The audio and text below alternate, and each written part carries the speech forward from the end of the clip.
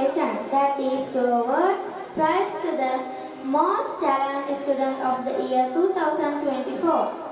මීළඟට ඇත්තේ අද දිනේ ඇති විශේෂිතම අවස්ථාවයි. එනම් 2027 වර්ෂයේ දක්ෂතම සිසුවා හෝ සිසුවිය සඳහා ත්‍යාග ප්‍රදානය කිරීමයි.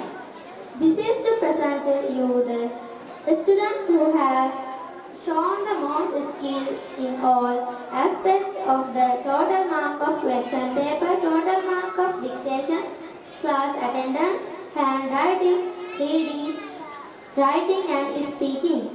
ප්‍රශ්න පත්‍රයේ මුළු ලකුණු, ඩික්ටේෂන් වල මුළු ලකුණු, පන්ති පැමිණීම, අත්අකුරු, කියවීම, ලිවීම සහ කතාව යන සියලු අංශවලින් වැඩිපුරම දක්ෂතා දැක්වූ සිසුවා හෝ සිසුවිය ඔබට ඉදිරිපත් කිරීමටයි මේ සූදානම.